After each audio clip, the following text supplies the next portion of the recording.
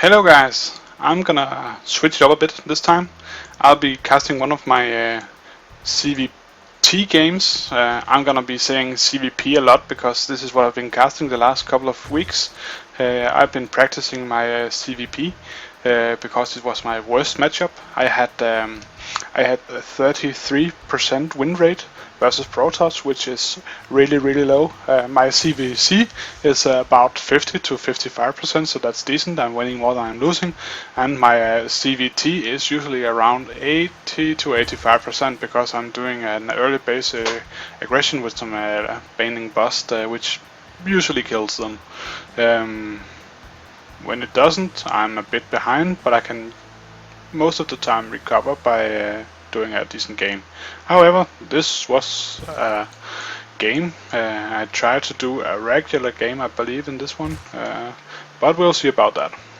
We have in the top corner as the blue Zerg, Firekin, and at the bottom we have the red Protoss, who is a Terran in this matchup. Pewpewzorus. I guess it's an ancient fossil of something.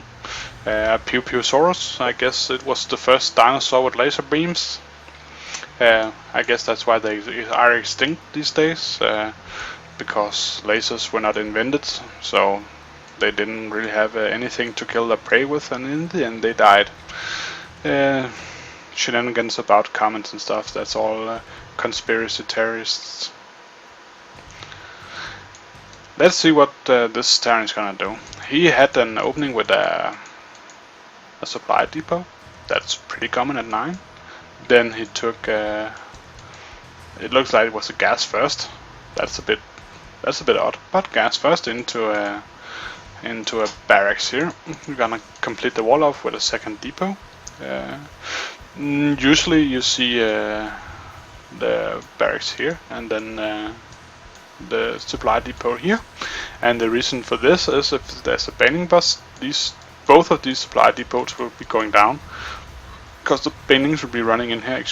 Will be running in here and blowing up these, and then we have the racks here still able to produce, but with no supply depots you'll probably be supply blocked. If you had the barracks here, you'd lose one of 2 supply depots and not both. We had a hatchery first into pool and then early gas from this Zerg. It's a fairly common build to have a queen on hatchery, double hatchery versus Terran. Usually you don't see much aggression out of the Terran. He could have a RyBro on his way. Could have been hitting our base for 10 seconds ago, and you'd be late on the queens. But you can do some decent macro and kill off the RyBro, or at least save your drones. But no RyBro in this build. He's going for a double marauder. That's an interesting build.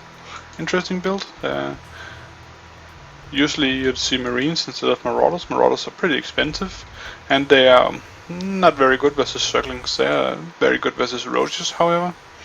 But yeah, Roaches are uncommon in ZvT these days, unless you're doing a Roach Bling bust, and at that point it'd be alright with a couple of Marauders. We're going into a tech lab on the factory, and then into a Stargate. So we have tech lab, and nothing on the starport, which is a fairly strange build. Yeah, there's no expand. We had a scan going down, checking. Oh, Blings. Ah, damn, Blings. Yeah, shit on you. Fuck your life. The bane of all turns, Blings. I'm not actually sure what to think about this build. Usually you'd research at least stim, and you'd be having a reactor and a tech lab, and not tech lab. But I don't know. If you had a reactor on this, you'd be able to double pump either Hellions, which are very good versus both banelings and circlings, or you could double pump Widow Mines, which are again really good versus both banelings, circlings, and the roaches. Not that great versus the roaches though, but they're not bad. There's no marines, so there's nothing shooting up right now. Mutas would hit pretty hard. We could have had double Vikings if we had reactor on this and then did a swap around. That would be a bit foolish though. Rather have double pumping of the medivacs and then having marines instead of marauders. Marauders are very good at soaking up the baning heads, but they're so expensive and producing a smaller number. If we have the banelings running up here, blowing up this stuff, and then run by with the Lings, this would be dead very fast. We have a decent overload spread for the Zerg here.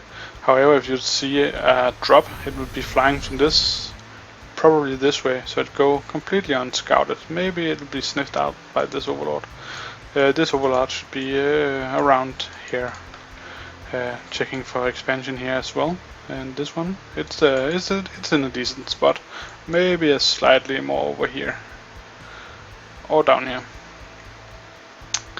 We have a bunch of Lings from the Zerg ready. He's grabbing his third. The Terran is expanding now. He should have turned this into an orbital before he started flying, because it regained energy while flying, instead of landing it over here, and he's producing SCVs instead.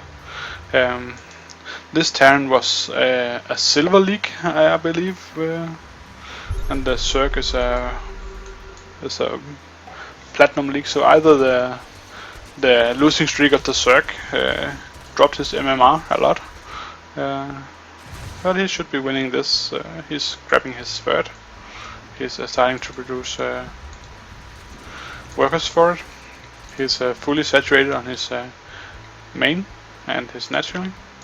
No upgrades again at 10-minute max. Or do we have +1? No. We only have the chambers up. No upgrades. He's prepping for 4th already. It's a good timing. However, he should have been spending some minerals on upgrades.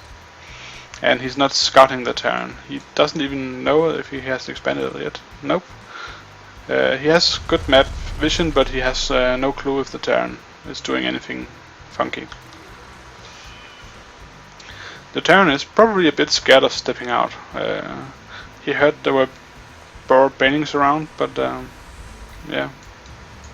Both are doing a decent macro, keeping down the money. However, they aren't really producing workers here. He's oversaturated on his main and severely undersaturated on his natural. He could have had more production if he had perfect or better saturation. Here's a small check for thirds, and he sees, well, nothing. So we have Ling, Bling, Muta here from the Zerg, prepping for an attack, it seems, getting his 1-1 upgrades at the 11-minute mark. That's not too good. We have the infestation pit on the way, going to hive, probably if it's Spyro into siege tanks. We have a scan somewhere, scans here to see, oops, upgrade going, no army to be spotted, and the second base. He should expect this by now, so he should have scanned over here to see if it was a third, or here to see if there was a third. Terran is moving out. He'll be spotted by the Zerg. No, just the medivac. And here we have a snipe. And this is spotted. Terran falls back a bit, sieges his tanks, and thought nothing is coming. I'll keep moving. And we have the move in here. Ling should be moving around here and attacking. Or just move in head on. I'd have to compliment the Terran though. He had his marauders, the majority of his marauders at front to soak up the bending heads. It was very nice. But now we have the counter here, and the Zerg is ahead in economy and in army supply. The Terran has nothing. He forgot to produce behind it, and he lost his army. And here we have a GG.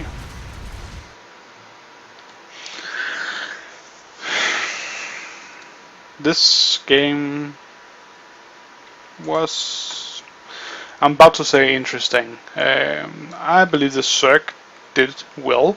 I have to compliment myself on the build. Did fine. Too slow on upgrades. That's my major concern. No 2-2 at the 13-minute mark.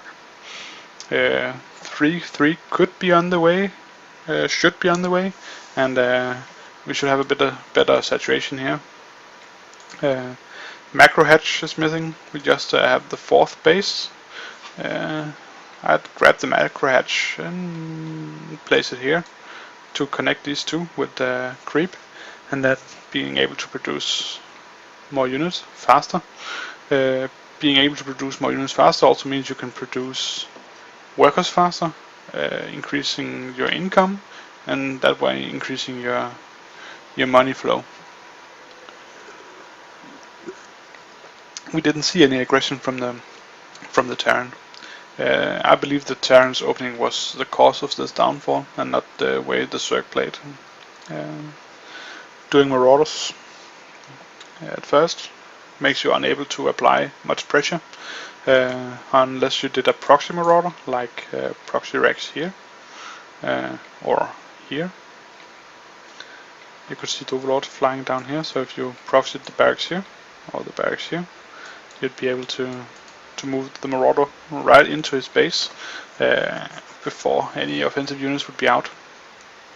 It'll be a bit expensive, and if it fails, you die horribly, but it's not uncommon to do proxy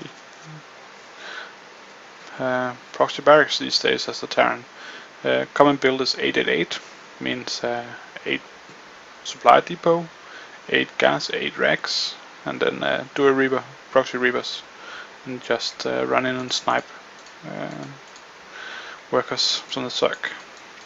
Getting, I believe it's 4 Reapers before flying back the barracks, and then expand behind it and macro up. Yeah. But a good game from Firekin. A good Silver League push. However, it was too small, too late, and too late, too little. So my advice for the Terran here would be to work on your saturation, having 16 workers here instead of 21, and 16 workers here instead of 10 would have helped a lot. And then make a choice. Either go versus Lings, you should have Marine, Mine, Marauder, or Siege Tanks, Marine, Medivacs. Open up with a reactor first and then a tech lab, because your gas would be late, so you'd be unable to actually use the tech lab for much. Also, the DPS of the Marauder is very, very low. However, he's a tankish guy, so he's very good versus Banelings. So definitely get Marauders, but get them later. I would have gone Reactor, Tech Lab, Reactor, or Reactor, Tech Lab, Reactor, and then swap these two around once you have a few Marines out, and then get these two bunkers with reactors. In the end, you'll end up with reactor, reactor, reactor, reactor, and tech lab as you has now. Sorry, reactor, reactor, tech lab, reactor, reactor, and then you'd be mass producing Marines, either Hellions or Mines, whatever suits your playstyle. Most people choose Mines because of splash damage, but you actually should be decent to controlling the Mines, or you end up hurting your own Marines. Due to the fact of splash damage, Lings would be running by the mine into the marines, and then the mine would go off and explode into circlings and marines, working a bit like a Ling. So it requires a bit more macro if you want to be able to use the mines. Hellions are a bit easier, and with right upgrades it can be turned into Hellbats, which are very efficient versus both Hellbats will be effective versus both Banelings, Speedlings and Roaches. Also they can be dropped for harass. And producing double medivacs are always good. A Barrow army without medivacs are pretty rubbish, unless you have a lot and it's early game. Otherwise you'd want the medivacs to make your units that much beefier. But thanks for watching this game. It wasn't the most interesting. It was a bit fun to see an Terran army get annihilated. Yeah, thanks for watching. My next ZvT game will be me doing my 13 pool, 15 bending nest, and show how I'm keeping my 85% win rate versus Terran.